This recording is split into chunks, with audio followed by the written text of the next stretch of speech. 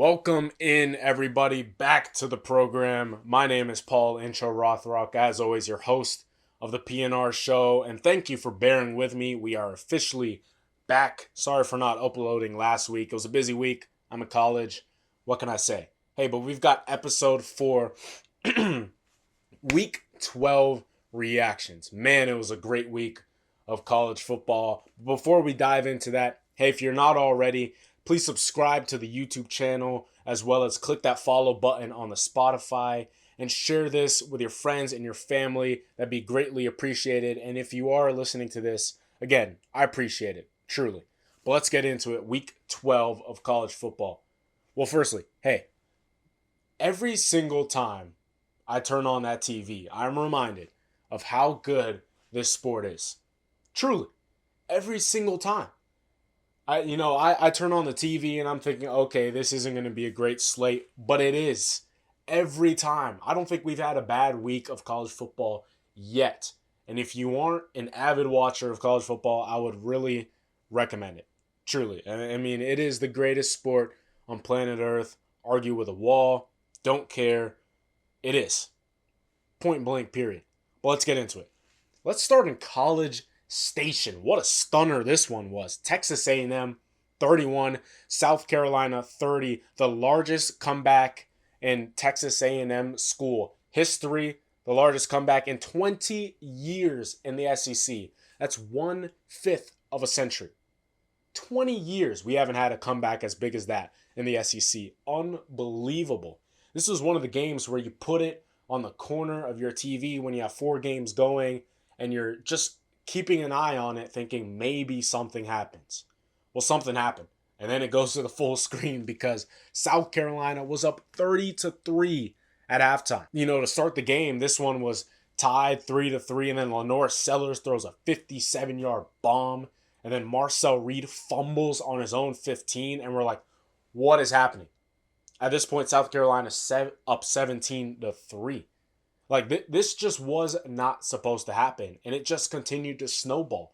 This was the first time where we've seen Texas A&M be awful, man. Awful. On both sides. Against Notre Dame, their defense was bad, but they still found a way to win because they scored 41 points. They've had some games where their offense hasn't looked quite right, but overall, this is a really good football team, and we know that. But today, they looked awful, man. At least in the first half, they did. Marcel Reed, he threw 2 interceptions in the first half. That defense could not tackle. It was just wild. Wild. And then at half, the sideline reporter is talking to Mike Elko, and he just is at a loss of words. And he knows, this is the thing about Mike Elko and what makes coaches great, is he just said, we have to take it one play at a time, one touchdown at a time, because it ain't going to come all at once. And that was certainly true. And I think everyone had their eyes on this game at half because certainly Texas A&M had the ability to come back in this one. And the thing about great football teams, the thing about every championship football team, is they have had to go through some period of time, whether it was a single game or multiple games, where they have had to dig themselves out of a hole. Whether it was last year, Ohio State, right? They had to lose to be able to get better. Well, this is the hole for Texas A&M, down 30-3 at half. That's the hole. You lose this game and potentially that derails your whole entire season. But they found a way to win, man. Marcel Reed, he ended up finishing with 439 yards passing.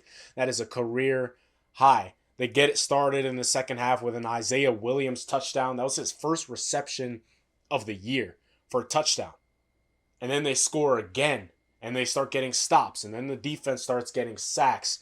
And man, Texas A&M, they had guts. They had guts to be able to win that game.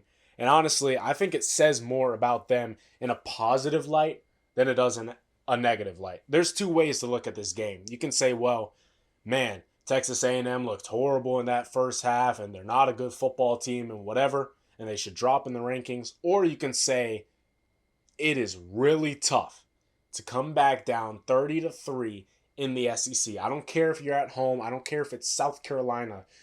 down 30-3, you're going to find something about your team. And they found out.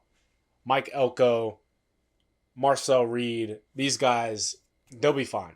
Okay, they'll be fine. What a game it was. They have Texas, the last regular season game. We'll see how that one goes. We'll talk a little bit about it later, but that could potentially shake up the SEC. But Texas A&M 31, South Carolina 30. What an incredible comeback. Shout out the Aggies, man. Just guts. How about this one? Kind of a stunner as well. Navy 41, USF 38. USF was favored by, I believe, 5.5 in this one. Like, this was their chance to go to the college football playoffs. They had it. And all they had to do was beat Navy and just kind of went out. But now USF is kicked out of the playoff contention. And it's going to be really interesting to see who is now that group of 5 team in the college football playoffs. At this point, North Texas has the highest odds to make the college football playoff.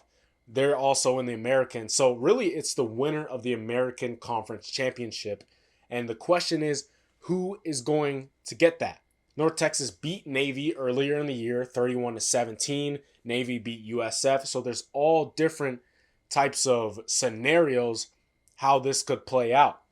You also have JMU from, I believe, the Sun Belt. What if they get into the playoffs? They have a 39% chance of making it. They actually have the highest odds out of all of the group of 5 teams. So it gets really interesting. For USF, playoffs is out of the hopes for them. That defense, man, just could not get it going. And I really do hope that Alex Gullish stays their head coach. I think he has something special building there, and they could certainly be right back there next year. Byron Brown, he's a great quarterback, but they've got to keep building on the momentum that they have. As for Navy, they still have potential as well to make the college football playoffs. They could make the American Conference Championship. At this point, the debate is between Navy, Tulane, North Texas, and JMU. Let's talk a little bit about Tulane. They're 8-2 as well with Navy in the American Conference. And so at the end of the season, to make the championship game, it comes down to common opponents and then college football playoff rank. That's how the American Conference does their tiebreakers. So we'll see who's ranked higher at the end of the year.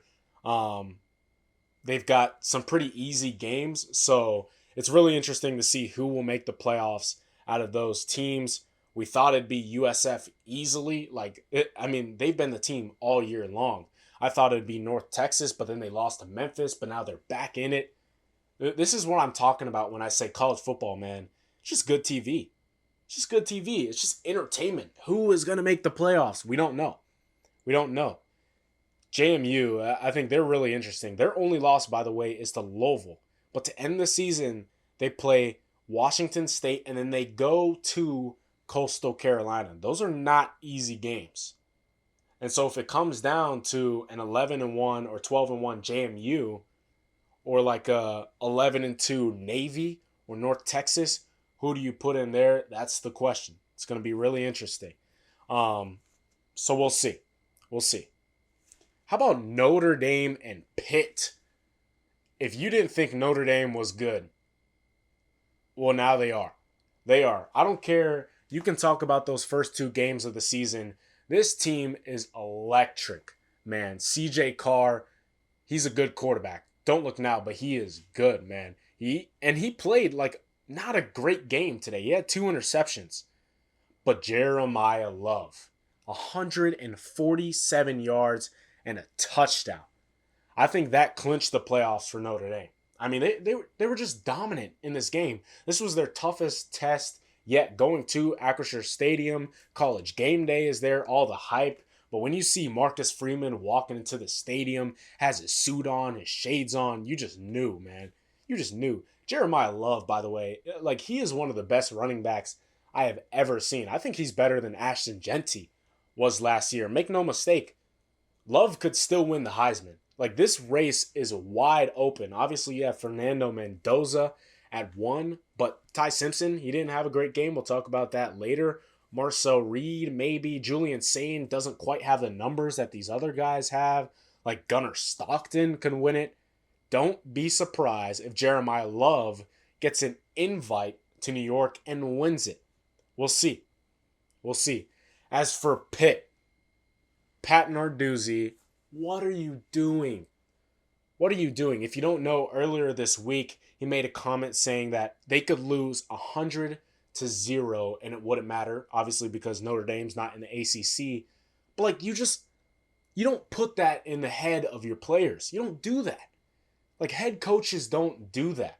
And if you know anything about a locker room, they're sitting and they're scrolling on social media and they see their coach said that. And what are they going to do? Of course they're not going to play their best. Of course they're going to go to practice and goof off and not be focused. Because their coach just said that they could lose 100-0. See, the thing about these players and who he said he's recruited is they are competitors. I don't care who you are. If you are Division I college football player, if you are playing college football, you are a competitor and you want to win no matter who you are. It doesn't matter if you're, Ohio playing Ohio State. You want to win that football game. But when your head coach is telling you that it doesn't matter, well, that just drains the life out of your team. See, as a coach, it is your job to be a leader of men. And whether you like it or not, your men are going to follow your lead. Just a dumb comment. And I get it, on game day, he tried to backtrack, but at that point, it was too late. It was too late. Luckily for Pitt, the season isn't over. I mean, to a degree, he was right. They can still make the ACC championship game. If they win that, then they'll be in the playoffs. They still have a chance. But man, like obviously you wanted to win that game. Like, is it that hard to just say, no, we want to win this game. We care about this game. Like, well, 100-0?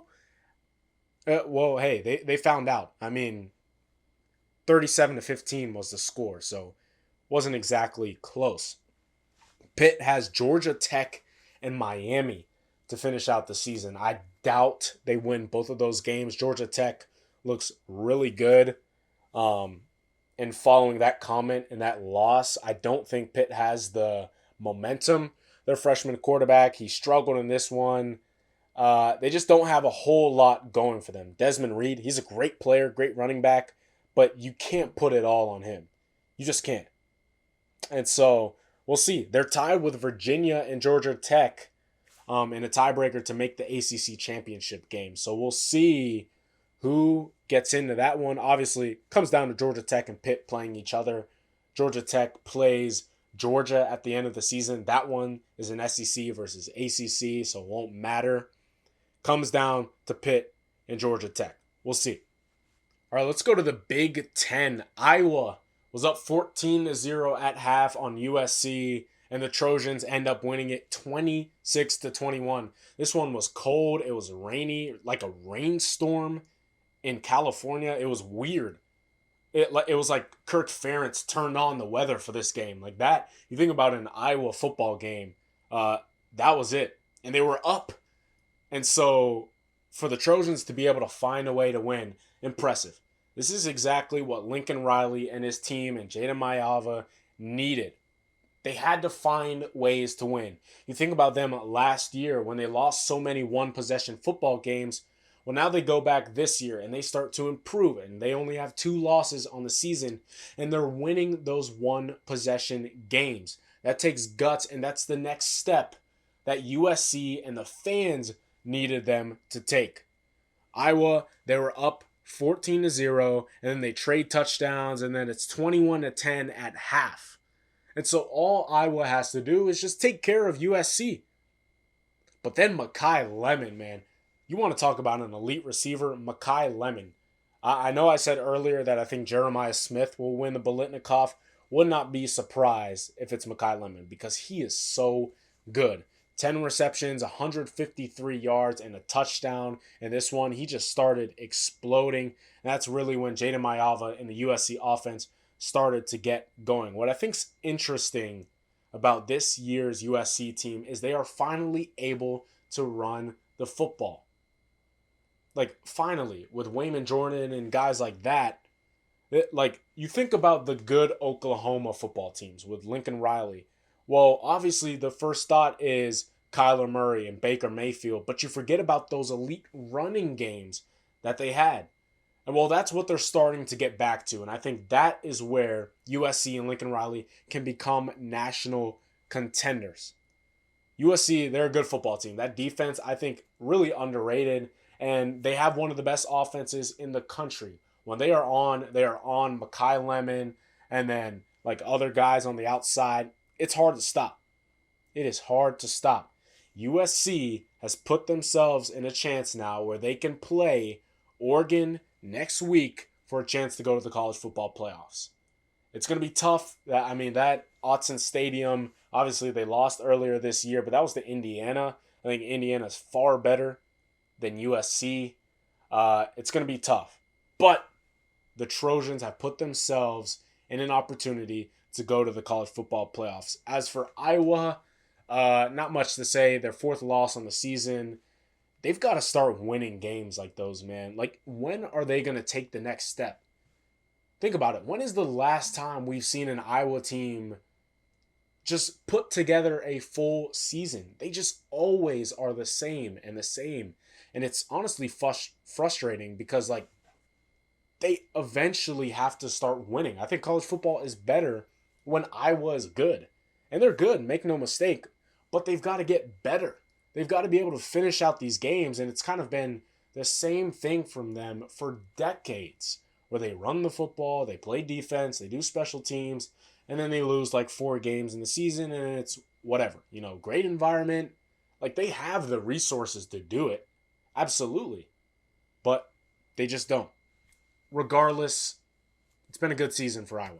It has. USC, Oregon next week. I hope that's where game day is at, because that one is a huge one. We'll see where USC is ranked.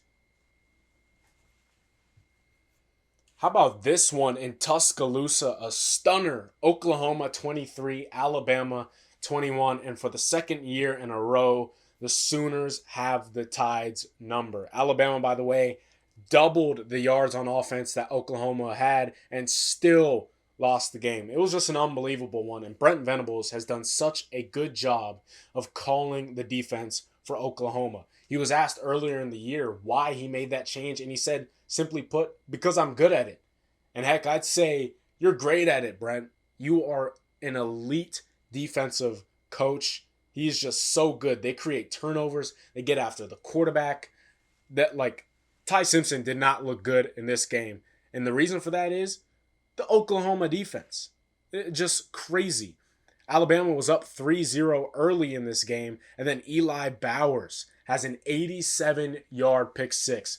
Nuts. Just crazy. He's winding back and forth, and then he scores. And, like, Oklahoma, man, they find ways. They find ways. This is certainly a playoff team, and they've gotten through the gauntlet. Remember, earlier in the season, they played Michigan. They played Texas. They played Ole Miss. And now they beat Alabama. They've gotten through the hard part of their schedule. Now for the rest of the season, they've got Missouri, and then they've got LSU.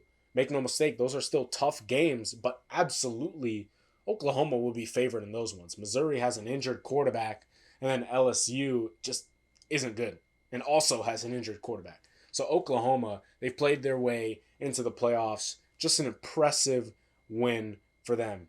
In terms of Alabama, they were sacked 4 times. Like, just not great. They fumbled twice. Ryan Williams has not looked the same at all this season. And this was the problem we talked about with Alabama, is they are just kind of one-dimensional. When they can't pass the football, they struggle. They do not run the ball well at all. And defensively, they can get stops, certainly, but their defense isn't going to win them games. If they are going to win games, it's going to be from their pass game and Ty Simpson. But what happens when a team like Oklahoma rolls in and is able to shut down the pass game? Then they lose. And this is why I think it's going to be hard for Alabama to win a national championship unless they fix that.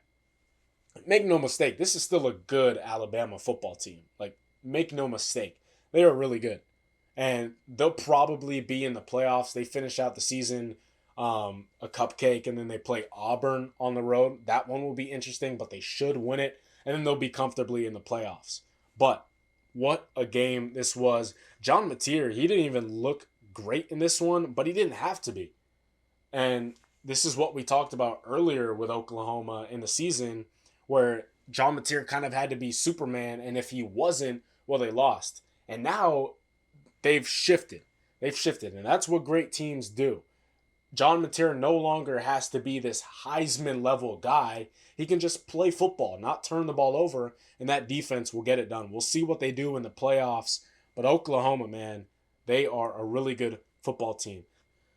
Let's stay in the SEC. Ole Miss survived Florida 34-24. It was a weird one. Shouldn't have been this close at all. Florida isn't a good football team, plainly stated, and Ole Miss only has one loss on the season. But this is what we talk about in the media when we say distractions for a football team. Obviously, Lane Kiffin, rumors swirling around of him going to Florida, potentially LSU. We'll see where he ends up. But he hasn't plainly stated that he's staying at Ole Miss. And I think that creates distractions for a football team. It's the same thing we talked about with Pitt and Pat Narduzzi.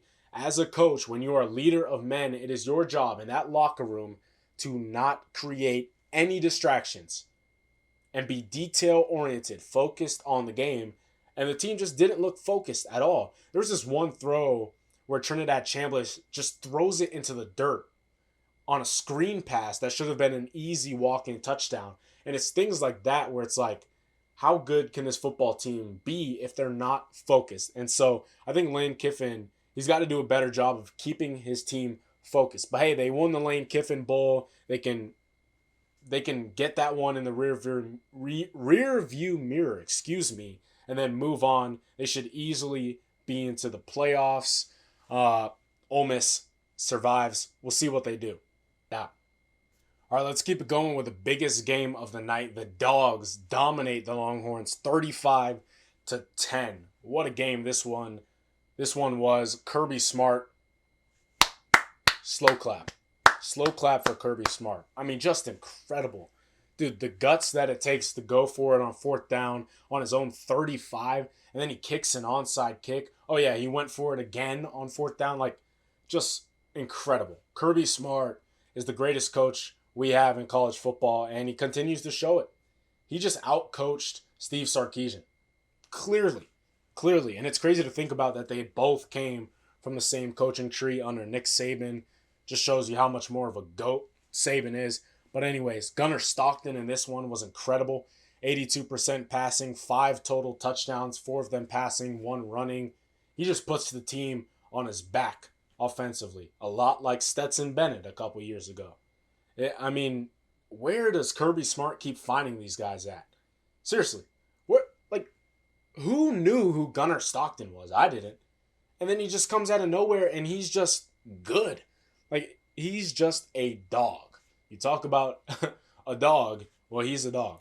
Absolutely. And you're looking for a Heisman candidate, well, he could certainly be one. They only have 1 loss on the season, and after this game, he could be the Heisman. Make no mistake. Texas in this one, offensively, they never looked comfortable. After they got that first field goal, it was just never the same. Arch was really missing on throws. His footwork wasn't good. He was sped up. The offensive line was just bad. They've got 3 losses already, and it's going to be tough for them to get into the playoffs. We'll talk about that a little bit later. They had 9 penalties in this game, Texas. You just cannot do that on the road trying to win a big game like this. You can't. They just killed themselves. But credit to Georgia, man. They found something on the defense. They finally were able to get stops. They were finally able to get after the quarterback and affect Arch. They did a great job. And I think at this point, this Georgia team is probably the scariest team in college football. I don't want to see them. You talk about Ohio State. Problem is they just haven't played anybody. Texas A&M struggled against South Carolina. But Georgia, when they're hot, they are hot. They are hot. And Kirby Smart is the best coach in the country. This team could certainly win the SEC, certainly get the 1 or 2 seed, and just dominate everybody. Don't be surprised. Do not be surprised if this is the new Alabama. Kirby Smart, he's done a great job. Like they're just scary when they're on, and they found it finally, the offensively and defensively. But they do have to take care of Texas Tech, or excuse me, Georgia Tech. We'll see what happens in that one. That's going to be a great one. Both teams are highly ranked. Both teams looking to make the playoffs. This one is at Georgia Tech. Ooh, it's going to be fun. It's going to be fun. Absolutely. Here's an interesting question about Texas. What if at the end of the season they finish 9-3? That means they beat Texas A&M. Really interesting question. Because think about it. The committee has rewarded them for playing Ohio State on the road. They've rewarded them for beating Vanderbilt. They've rewarded them for, remember, beating Oklahoma by 20. So their resume is not bad. Even though they have a loss to Florida, their losses are to Ohio State, Florida, which isn't a great one, and then Georgia. 2 out of 3 of those teams are the top 4 in the country. Like, good football teams. So with a 9-3 resume, with wins over Vanderbilt, with wins over Oklahoma, with wins over Texas A&M, do they get into the playoffs? That's the question. Well, let's talk it out, right? So let's say, for the sake of argument, remember, you have 12 teams in the college football playoff. So let's remember, for the sake of argument, let's say Ohio State wins the Big Ten. Let's say Georgia wins the SEC. Let's say Miami wins the ACC, Texas Tech, the Big 12, and then JMU, the Group of 5. That's 5 teams. You've got 7 bids left. We got to throw Texas A&M in there, who at that point would only have 1 loss. You got to throw Ole Miss, who would only have 1. You got to throw in Oregon, who would only have 1. You got to throw in Indiana, who would only have 1. You got to throw in Alabama with 2 losses. That's 10. And so you now have 2 spots left between 3 teams. And those 3 teams are Texas, Oklahoma, and Notre Dame. Well, you got to throw Notre Dame in there. At this point, it feels like they're a lock for the college football playoff. And so in this scenario, a 9-3 Texas would be put against a 10-2 Oklahoma, and only 1 team can get into the college football playoffs. Wild. Remember, Oklahoma lost to Texas earlier in the year, 26-6. So a 20-point loss. However, Texas has 3 losses at this point, and Oklahoma only 2. It's really interesting. Oklahoma would have wins over Michigan. They'd have wins over Alabama. They'd have really good wins over LSU, Missouri. But will the committee respect the head-to-head, even though Texas probably doesn't have the as good resume?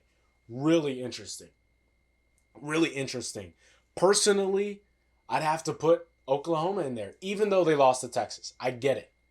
Neutral site, they got blown out by Texas. But I think that was a very, very different Oklahoma team. And we've seen how the playoff committee has ranked these teams. They reward them for improvement. And Oklahoma has certainly improved.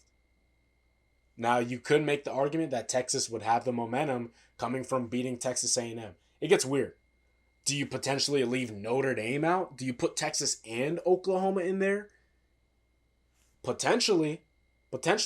Remember, Notre Dame doesn't play a conference championship game. So they could potentially get left out for not having the marquee wins that Texas and Oklahoma have. But if Notre Dame's a lock, then who do you put in? Do you put Oklahoma, who lost to Texas but has the better resume, or do you put Texas with the worst resume but beat Oklahoma? Really interesting stuff. As I said, I would personally put Oklahoma in there just because I think it's a different football team now. And I think they've deserved, at this point, with the gauntlet that they went through, this was the second hardest schedule in the country. And to come out with only 2 losses, impressive. I think it's a good football team, but it's really interesting. Also, breaking news, James Franklin hired at Virginia Tech. How about that? Shout out James Franklin, man. Shout out James Franklin. Listen, you can say all you want. He's a good football coach. Absolutely. If you remember where he took Penn State from and where he got them to, I don't care if they couldn't win the big games, whatever. Listen, it takes time. Penn State was not like this wasn't Alabama. This wasn't Ohio State. It was Penn State. He is, or was, Penn State. He was their whole entire program. And so to turn them into what they are now, impressive. And he will certainly be an upgrade for Virginia Tech. We'll see what he does there. But folks, thank you so much for listening to the show. This was a great week of college football. We should be back again this week with week 13 previews, maybe something else. We'll see. But hey, again, thank you for listening to the show. If you could share it, subscribe, whatever, that'd be much appreciated. And we'll see you soon.